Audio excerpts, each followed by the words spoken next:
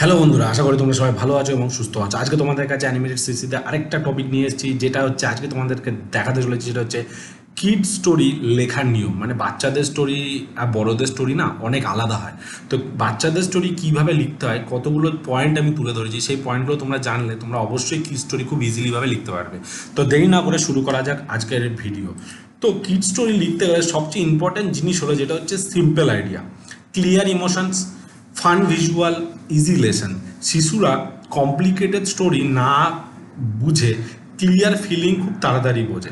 তো best formula যদি বলো তাহলে সবসময় মাথায় রাখবে, সেটা হচ্ছে ক্যারেক্টার, CHRACTER, ক্যারেক্টার, কমা তারপর ফান, কমা তারপর প্রবলেম, কমা তারপর adventure, ADVENTURE, and happy ending, ENDING। তো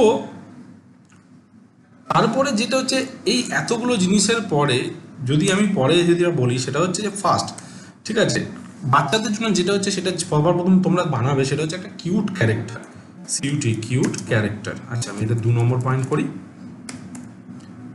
কিউট ক্যারেক্টার, CHRACTER, একটা কিউট ক্যারেক্টার বানাও। কিড স্টোরিতে ক্যারেক্টার খুব ইম্পর্ট্যান্ট। তো এক্সাম্পল যদি আমি বলি, বাচ্চাদের জন্য বেস্ট ক্যারেক্টার যদি হয়, একটা কিউট ক্যাট বানাও, বিড়াল বানাও, একটা টিনি ছোট্ট রোবট বানাও, একটা ফানি মনস্টার বানাও, টকিং পেন্সিল মানে কথা বলা একটা পেন্সিল বানাতে পারো, বা বেবি বাচ্চাদের একটা ডাইনোসর বানাও। ক্যারেক্টার ডিজাইন সিম্পল রাখো যেন খুব ইজিলি মনে থাকে বাচ্চাদের, ঠিক আছে। সেকেন্ড থার্ড পয়েন্ট যেটা হচ্ছে সেটা হচ্ছে ক্যারেক্টারের সিম্পল গোল দাও, GOAL, গোল, সিম্পল গোল দাও।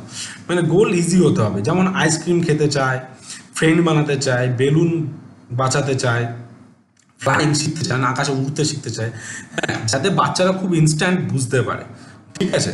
তারপরে হচ্ছে 4 নম্বর যে পয়েন্ট হচ্ছে সেটা হচ্ছে স্মল প্রবলেম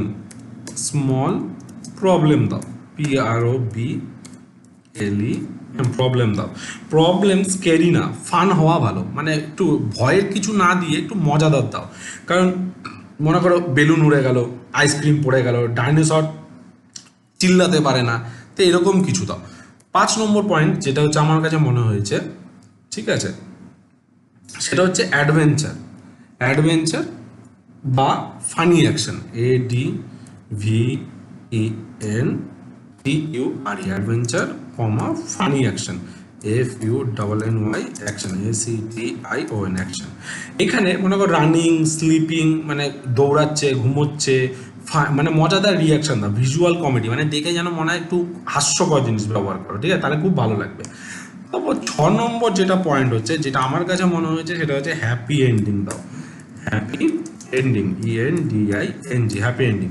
বাচ্চাদের স্টোরিতে এন্ডিং পজিটিভ রাখো, সবসময় মাথায় রাখো। উদাহরণ হিসেবে সবাই ফ্রেন্ড হয়ে গেল, মানে বন্ধু হয়ে গেল, ক্যারেক্টার কনফিডেন্স পেলো, মানে মানে কনফিডেন্সকে বাংলায় যদি আমি বলে থাকি তাহলে হচ্ছে মানে পজিটিভ, মানে মানে কোনো ভীতু টাইপের না, বেলুন ফিরে পেলো, ঠিক আছে।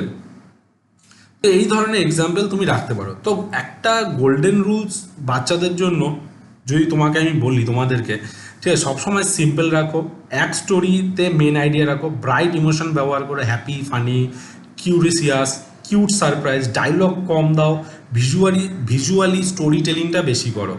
দেখবে রিপিটেশন ব্যবহার করো, কিডস রিপিটেশন খুব পছন্দ করে। তো এই ধরনের জিনিস যখন তুমি ইউজ করবে না, তা আমি তোমাকে এইটুকুনি বলতে পারি, তোমার বাচ্চাদের স্টোরি খুব মজাদার এবং আনন্দদায়ক হবে, ঠিক আছে। তো তোমরা এই যে তোমাদেরকে যে পয়েন্টগুলো আমি বললাম, যে 6টা পয়েন্ট বললাম, সেই 6টা পয়েন্টকে মাথায় রাখো এবং এইভাবে তোমরা স্টোরিটা লেখা শুরু করো। আশা করি বন্ধুরা তোমাদের কিড স্টোরি অ্যানিমেশন খুব ইজি হয়ে যাবে। তো আশা করি বন্ধুরা তোমাদের আজকের ভিডিও খুব ভালো লেগে থাকবে। যদি আজকের ভিডিও ভালো লেগে থাকে তাহলে তোমরা অবশ্যই তোমাদের চ্যানেলকে লাইক করো, কমেন্ট করো, অ্যান্ড সাবস্ক্রাইব করতে পারো না। নেক্সট ভিডিওতে আরও কিছু মজাদার জিনিস নিয়ে আসতে চলেছি। তো সঙ্গে থাকো, সাথে থাকো, বাই।